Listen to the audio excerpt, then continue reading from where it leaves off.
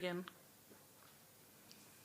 Good afternoon everyone and welcome to the Scrutiny Management Panel meeting. I'm Councillor Mary Vallely, Chair of the panel. I'd like to draw your attention to the following. If the continuous fire alarm sounds, please evacuate the room and public gallery by the stairwells. Do not attempt to use the lifts. Please assemble at Queen Victoria's statue in front of the civic offices. In order to comply with the fire marshal regulations, if you signed at the Guildhall, please remember to sign out when you leave the building after today's meeting. May I draw your attention to the fact that this meeting will be live streamed, so all three people probably. Members of the public are also permitted to record the meeting on the understanding that it neither disrupts the meeting nor records those stating explicitly that they do not wish to be recorded. Please be advised that the public seating area is not in view of the camera used by the webcast this meeting. Please can I ask members and officers to introduce themselves, starting to my left. Good afternoon, Councillor Stuart Brown. Councillor Ian Holder. Councillor Simon Bosher. Councillor Hannah Brent. Councillor Simpson speaking on the Economic Development, Culture and Leisure Scrutiny panel. Chair, thank you. Councillor Brian Medwick, who's not speaking. Councillor Graham Heaney. James Harris, Democratic Services. Thanks everybody.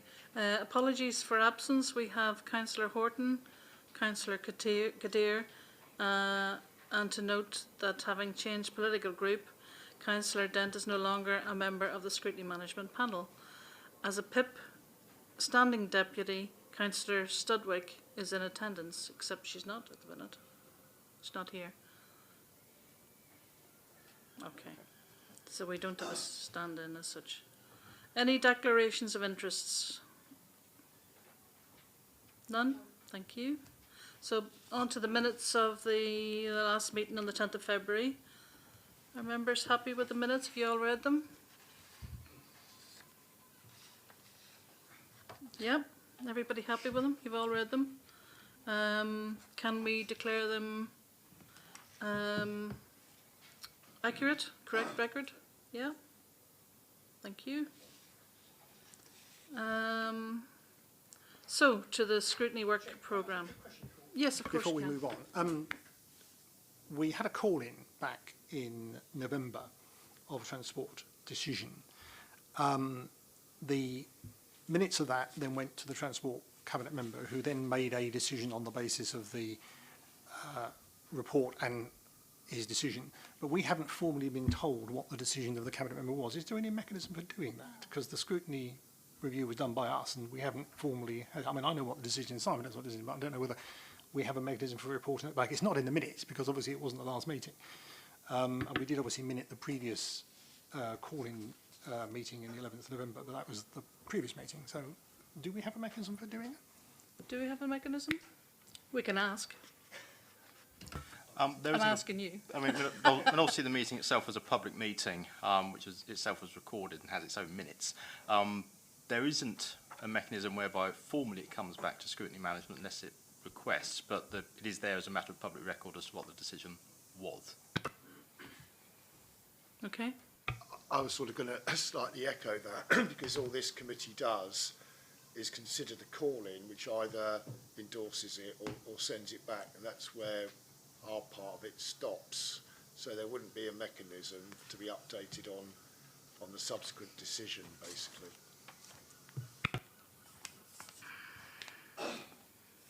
All right then. So the scrutiny work panel, we have a request for Councillor Russell Simpson to go first, which he actually is on first. Yeah.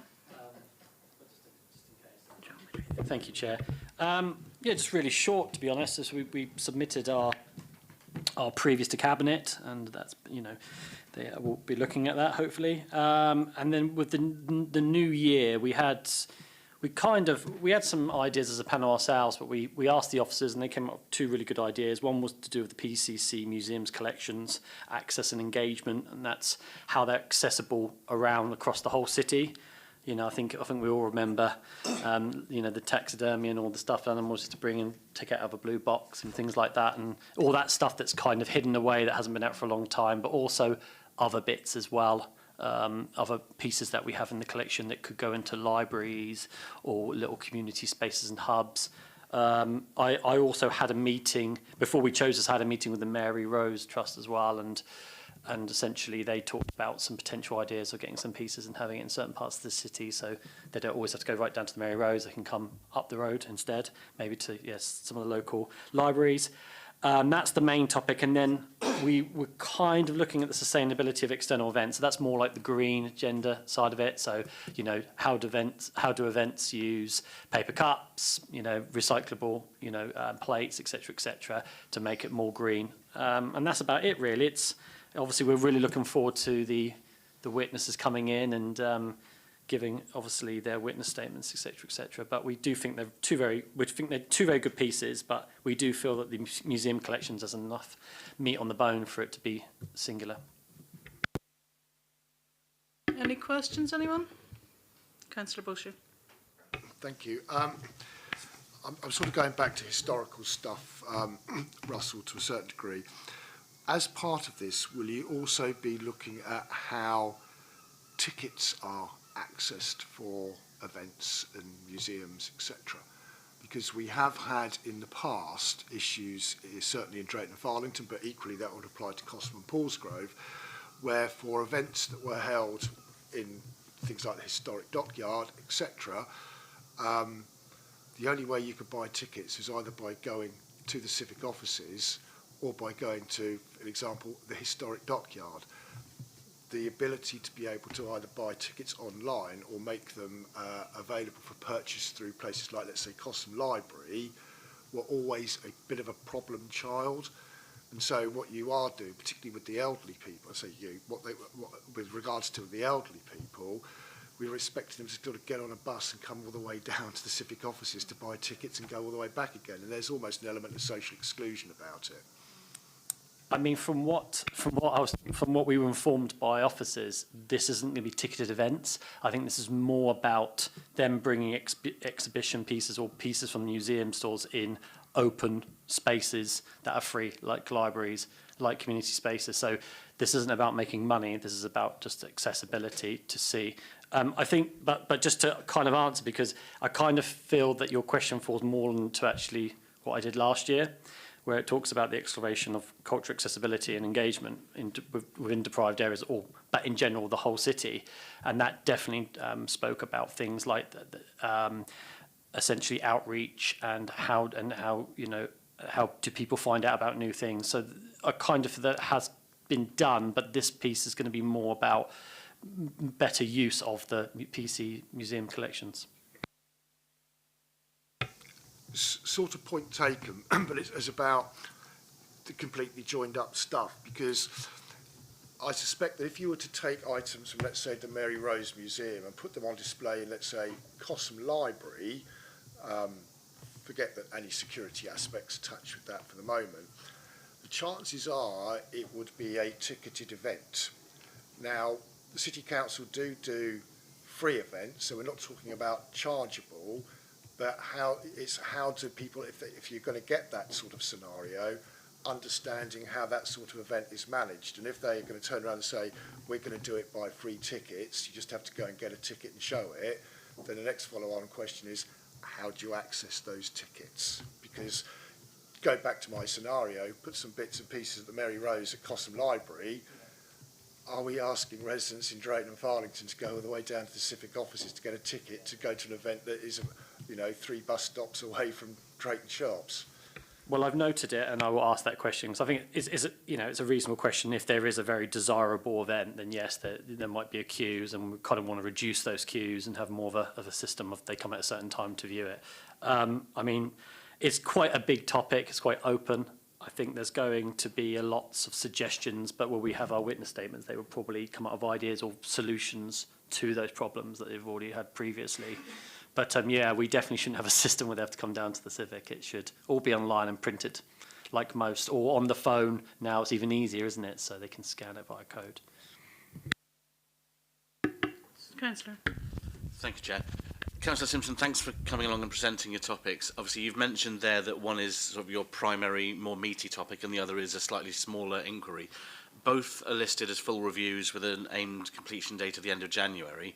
I suppose I just want to know that you're confident that you've got enough time to conclude the larger one, and will that be too much time for the smaller one? Do you think you might maybe have a slightly off balance, try and complete the smaller one first and more quickly, and then have a bit more time for the second one? Or how do you plan to manage the time to get both of them done within the scale that you proposed? Well, thankfully, I've had experience in this before from last year, and I'll just probably say that last year was actually bigger than these two, to be fair. So, and what we actually found was we started off with the first topic, and then right in the middle we did some on this because we knew that it'd be less witnesses. I'm not expecting the sustainability of external events to be too big, as we only have certain events throughout the city which would show examples of that, like Victorious, etc., etc. So I think it's going to be more like a small add-on. I wouldn't even say it's going to be as meaty as my second topic last year, but we will have more than enough time. We've got our witnesses already lined up, and yeah, we're quite confident. But, you know, it could always be passed on to next year, to the next chair, or myself, or whatever happens. Do we know if we have any really well-known works stored away in Hillsea? Yeah, but I'm not going to talk about it. I had a rumour that we had a C.S. Lewis, not Lewis. Who's the fellow that did the Matchstick Man? I have no idea what you're talking about, Chair. Lowry, that's the one. Thank you. So how do we feel about this? Anything else we want to add? I vote that we pass it. Hands up, please. Yeah. Unanimous. Thank you. Thank you, Russell. Actually, Councillor Brent, would you like to go next? Because I know you're needing to leave early. Thank you, Chair. Thanks. Yeah, so we have, I don't know if you've received the additional scoping document for accessible equipment in Portsmouth Play Parks. We had our meeting yesterday. This was at Education Scrutiny. So just what's happened recently at Full Council, we adopted to look at accessibility in Portsmouth Play Parks. Which is going to be the first topic that we'll look at in our scrutiny panel, just following Full Council a couple of weeks ago.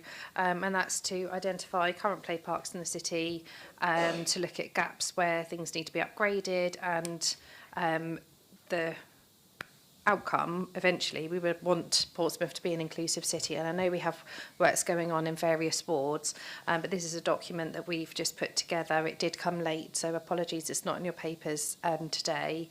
And it will be speaking to members of Community Safety, Leisure and Sport, with a first meeting potentially the 3rd of September, if officers are able to attend.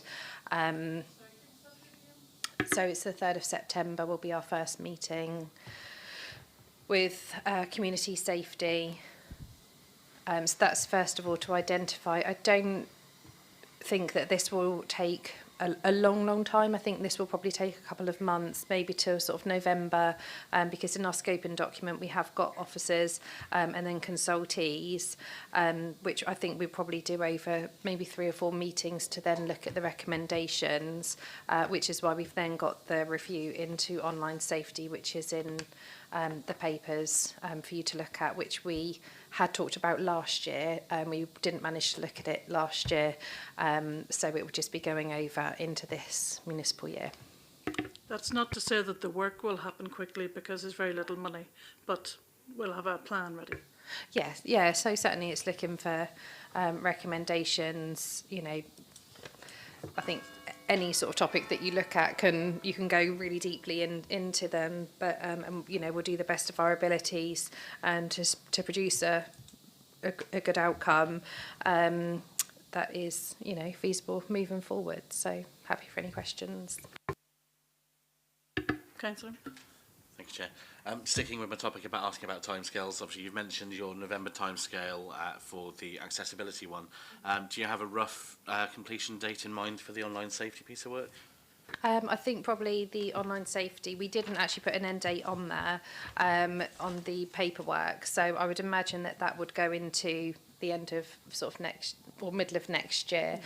Looking at this last year, we have looked at 2 subjects and we only just signed the report off in our meeting yesterday, which is July. So I would say, it's hard putting dates on it, I think. But if we have a lot of inquiry into the parks, I would imagine that by sort of December we would hopefully have that report completed, and then if not by the end of the year, beginning of next year, we'd be able to start our look into the online safety, which could potentially be a bigger subject. Questions from anyone else? Don't feel you need to. Oh yeah, go on ahead, Ian. I think you may have answered it, but the elective home education review, is that the one that's just been signed off? Yeah. No.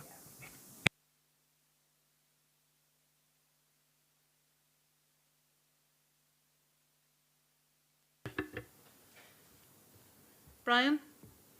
Happy with it? Great. Oh.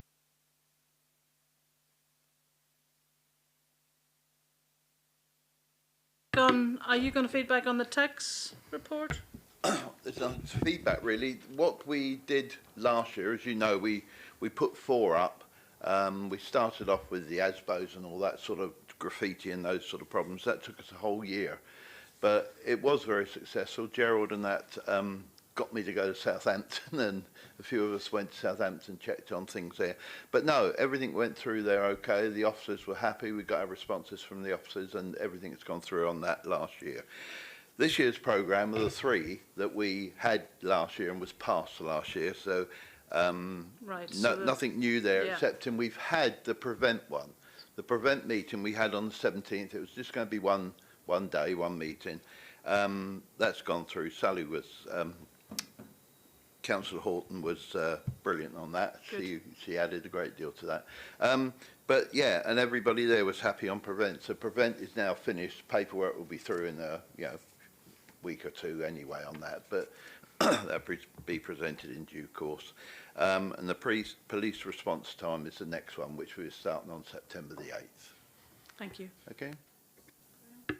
Yeah, just to clarify, according to report 311, it says patrol meeting. Oh, patrol, it should be Prevent, shouldn't it? Because the Prevent one is underneath, so which it was the Prevent one that was done, not the patrol one. Yeah, I don't know what it says patrol there for. I've got no clue whatsoever, but the meeting on the 17th was for Prevent. To do with parking enforcement, I think, is yeah. patrol. But that all went, no problems at all. So that was a successful meeting. And as I say, we start on police response times. And there's a few other police things might come into it, but we'll see about that in due course. But that starts on September the 8th. Okay. Thank you, George. Brian. I'm so sorry. No, don't talk about George. He's reformed now. He's got to do with us. Any other questions? Yes. Sticking to my usual theme on timescales, Councillor Madgwick, obviously we've got no target completion dates for the police or the sewage ones listed in the papers. You've listed there the 2 meeting reviews, so I'm assuming that both those are aiming to be finished by the end of this calendar year? Or are you spreading the meetings out a little bit? No, we're starting, hopefully it's only going to be 2 on police response times, which will be September and October. November we'll be going on to the water companies, and it's not just sewerage. We've obviously got to talk about the high bills now. Yeah, they've increased the bills enormously. So we'd like some answers on there, which will be the same old answers you always get and the same old trash, but at least we can ask them that. And then we've got, we're live. And then we've got a couple of, no, but it's true, isn't it? You know and I know, we're going to get the same old story come through. It's all pre-done and everything else, but at least let's bring them in and cause them some aggravation. After that, so January, I would think probably the water company will now be 3 sessions, but that should be November, December, January. And then I've had one, I think a lot of people's had one guy having a right go about motorbikes being in bus lanes, but I want to talk to Peter Cavendish about that First Candlish about that first, because he sent them a reply and said no way. I'd just like to investigate that in the next few months anyway before we decide on something else. Well, as a motorcyclist, I'd be very interested in the outcome of that one, because obviously it is down to each local authority whether or not motorcycles are allowed to use bus lanes within their authority area, and it's not consistent across the country. Last year, the previous government before the general election, were looking at a review to have a standardised law about motorcycles in bus lanes, which then obviously didn't happen. So yeah, I would be very interested to see the outcome of that one. Back you. I do think personally, it's just personally, so it's not a general view of the panel or anything else. I personally think that motorbikes should go into bus lanes. There are just to definite speed safety up everything, implications, you know, yeah. stop the major queues and that. But Peter has turned it down 100% already. I shall have to have words. We want to look into that and see whether we can challenge him in any way whatsoever, because if you need any contacts from the motorcycle training industry, I know a few motorcycle trainers in the city. I'd be happy to put you in contact with them. well, that'd be helpful, yeah. Thank you. I'm not saying that's on, but it's in the pipeline. If you go ahead with that review, yeah. Yeah, yeah. Sorry, Simon. I say, I think we should go ahead with that review if we're going to have big fighting each other. Engaging each other in constructive discourse. Whatever you want to call it. Then I'll put your claim for cycles in the bus lane in as well, Simon. You might be interested to know that George is actually watching. Can you use your Oh, is he? Right. microphone, please? No, you don't want George to hear that. But no, that's at the moment we're going to discuss that between the panel, etc., whether we go on to motorbikes in the bus lane, and then we'll come back to you. Yeah, to go back to the sewage going into the sea, if you want to extend that, I think we need to vote on it. At the moment, it's down for 2, but I think that we might need to go to 3 because we want to bring the high cost of electricity now. Why has it gone up? It's supposed to go up sort of 10%, so it's gone up sort of 50%, hasn't it? And it's got something's got to stop here. So, do you want to vote on that? Whether we can add that to it? Chair. Sorry, Chair, we don't need to vote on the number of meetings. No, sorry, it's the title remit. Do you want to explain? Yeah, just for clarity, last year this topic was agreed by SNP. The title is Sewage Discharges into the Sea. Correct. If the scope is to be enlarged or changed, then that's a matter for SNP to consider whether it remains happy, and is there a new title for the topic, I suppose. Well, in that case, I request it that we could add the, you know, if the Scrutiny Management Panel are happy, if we could add that into it. Councillor? Chair, I think, mindful of the recent discussion we had in full council regarding the fees being charged by water companies, I'm minded to propose that we accept the addition and a relevant amendment to the topic title.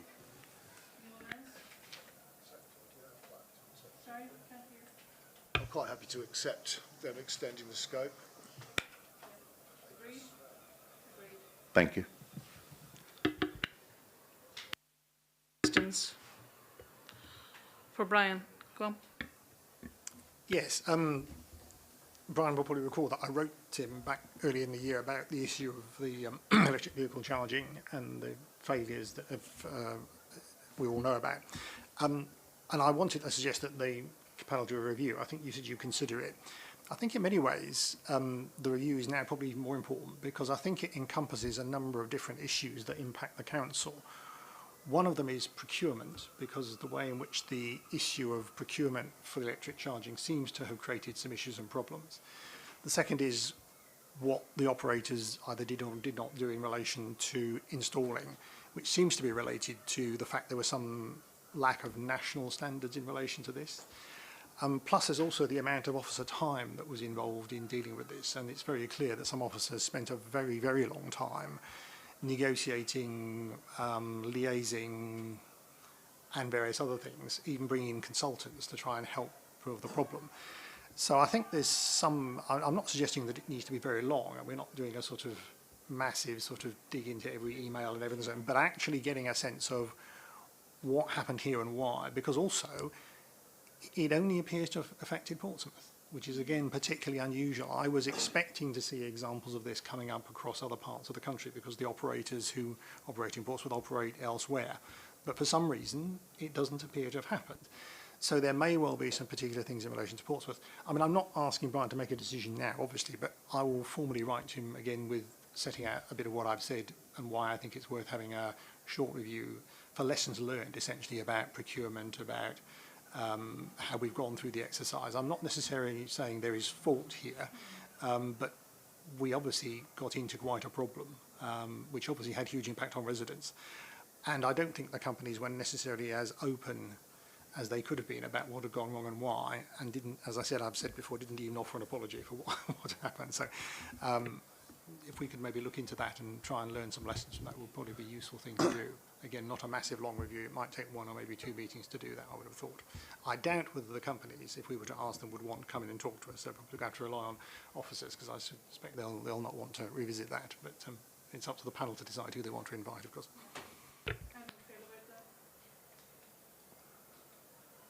I'm in total agreement with you. I can't remember whether it's because when I was with you on transport, I can't remember whether it's you or Simon who turned around and worked it out. It'd be 29 years or something before we get our full quota.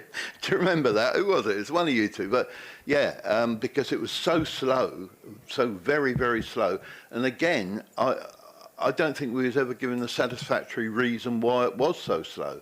And they cancelled one, didn't they, and brought in somebody else, and even that didn't work out right. So I'm quite happy to look into that as well if you want me to, and if we got the time on the thing, which hopefully we have. 2, 3, we could get quite a few topics done this year. Sounds good. Everybody's agreement, yeah? Great, thank you. Thank you. Will you put that in writing to me then, officially, to put it officially in writing? Thank you. Yes, I'll do that as soon as later.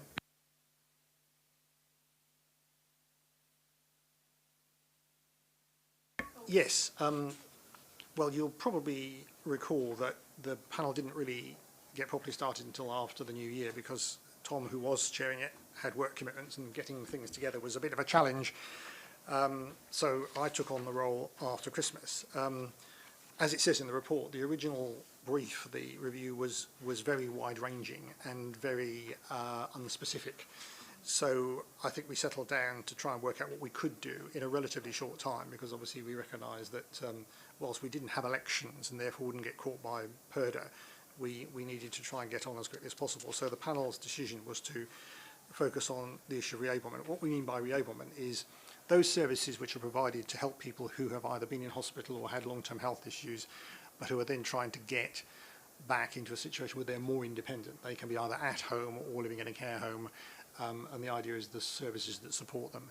The current, at the time we started the review, or the review was due to start, the services were divided between health and city council, but in November of last year there was a proposal to bring the 2 services together, so they are now amalgamated.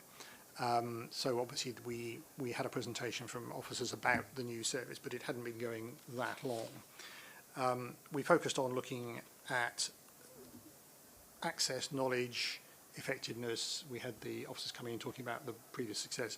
I circulated 2 reports from CQC about the Portsmouth Rehabilitation Service and the Portsmouth Community Independent Service, which were the 2 separate services, just to give a bit of background. And there was also a document which the NHS produced, which was on, it was effectively a community rehabilitation toolkit, which had a whole series of questions. Now, I wasn't expecting us to go through all of them and answer all the questions, because we weren't doing a sort of self-review, but there were some questions in there which were useful, which I have taken out and passed around. And there's some additional questions to the ones we first asked, and we're going to get some more answers to those. We've had the Portsmouth pensioners come to speak to us. We've had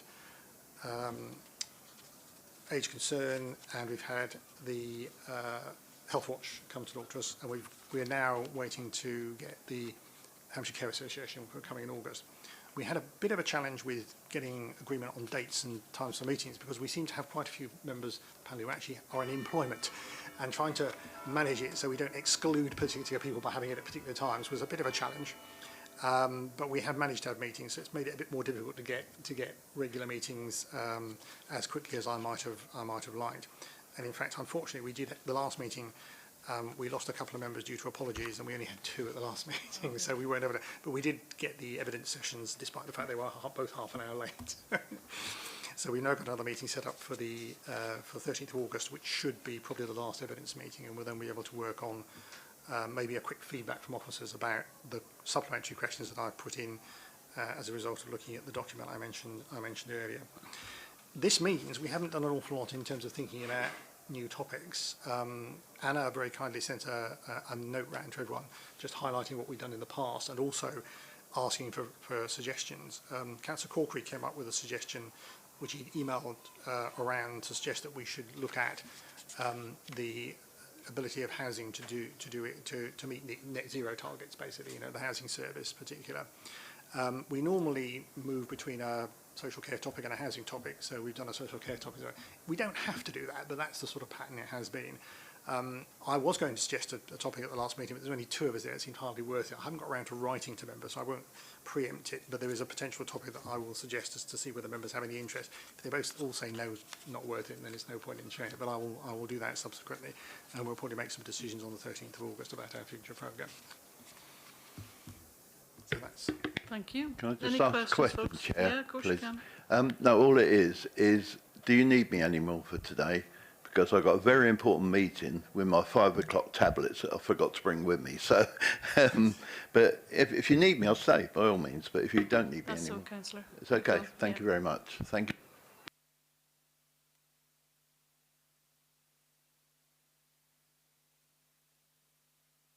you. Any questions for Councillor Heaney?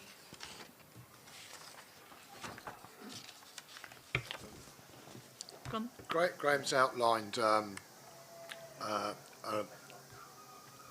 suggested next one around the net zero that Councillor Corkery mentioned, another unnamed one, but I understand the reticence. Will that mean that we will have to constitute SNP to come back here after you've discussed it to approve it, which sounds to me like a one-item agenda, or could we, on the suggestion of Councillor Corkery's one, agree that one in principle so that you've got a work stream going forward? I'm just thinking about the committee coming all the way down here for something that's going to be a nod and a note and cheerio. It's going to be a Hancock-Pred meeting at that speed. So yeah, That sounds like a very sensible suggestion. Are we in agreement? Everybody's in agreement. Yeah. Thank If you. you want to know what I was going to propose, I was going to suggest that we might want to look at how effective the enforcement of our rules around HMOs are. Not the planning issues as such, because the planning issues are how we regulate and enforce HMOs, like, you know, the public reporting of them, the number of cases we deal with, how effective the service has been in managing it. I mean, I haven't sort of toned it down to real sort of detail, but I know HMOs are an issue of concern, and there may be concern that about the way in which we regulate them and how they are managed, and you know, whether we take court cases. I mean, I know at least one court case where someone has been fined for having too many people in, you know, and there may be others. So, in a sense, collating some of that information and finding out how the resources of the council are able to deal with that, whether they are under-resourced, you know, and so on. So, looking at that, maybe that was going to be my suggestion. Councillor Boucher. In my mind, that's fine, but that's not fleshed out. All I was trying to do is say, let's not bring the committee back down here at the end of August for a one item, let's do that, because it strikes me that with what you've got here, and perhaps a net zero suggestion, that would probably take you reasonably towards the winter time, I would have thought, and we would probably have an SMP scheduled in for the end of the year that we could tack that onto. I'm not too sure, I'm just sort of looking at the let's not bring everybody down here just for 5 minutes to nod, and just get you going, basically, so you don't have to wait for us to turn around and nod either. I will take that steer. Any other questions? So can we... Never get that right. The updates contained within this report and those received from the themed scrutiny panel chairs at the meeting being noted. Great. And that the Council Scrutiny Work Programme for the themed scrutiny panels be populated and updated as appropriate with any topics agreed at the meeting by the Scrutiny Management Panel. Are these recommendations agreed? They are, yes. Updates on scrutiny recommendations considered by the Cabinet in 2024. Members of attached report containing updates against the recommendations from the various scrutiny panels, scrutiny reviews considered by Cabinet. Do members have any comments on the content of the report? Has everybody read it? Which one was it?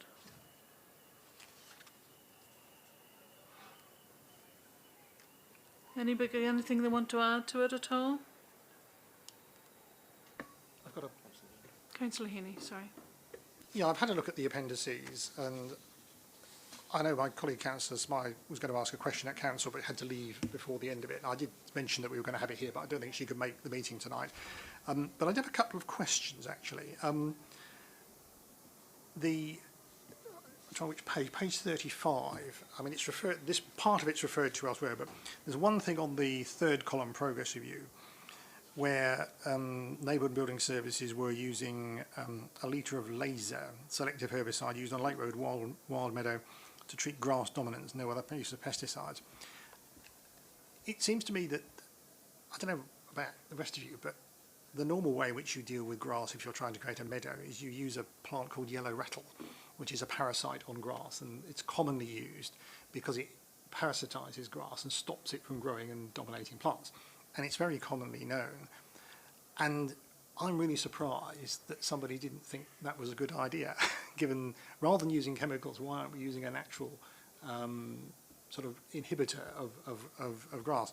It was a question. I mean, I wasn't on the review, so I don't know the detail, but it just seemed to me to be an interesting example where maybe the thinking is chemical first and then, you know, not thinking about other things. But I was curious as to why that was used in that sort of, it's a selective herbicide, I understand it, but it just seemed to me that there was a completely useful, natural way of dealing with that, which didn't require using chemicals.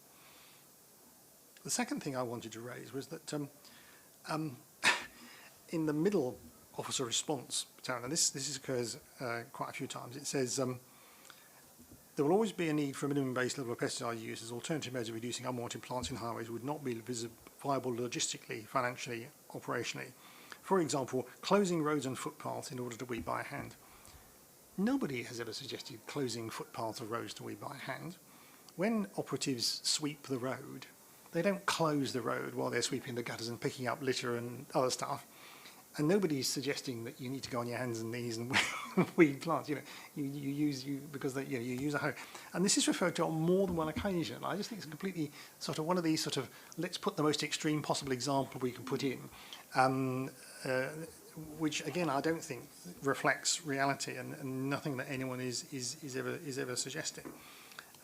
So yeah, and that recurs quite a few times in the officer comments. I went on to page 37 and page 39. You know, it keeps being mentioned. It's like they keep piling it in there, and I just think it's one of those red herrings, I think, that gets put in. But I've never actually seen anybody on their hands and knees doing anything in this city. And I remember many years ago when I was a kid, people would go around hoiking out weeds and gutters with a tool, you know, by hand. They didn't use pesticides in those days. But anyway.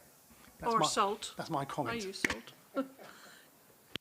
Councillor. Thank you, Chair. I can only just add to the two roundabouts in your ward, Chair, in Cosham, Spur Road, and the one by the old fire station and police station. They do actually do work by hand, and they cone off a lane when they're doing the flower work and on the roundabouts. Absolutely right, and a very good job they make of it too. The roundabouts are beautiful, actually.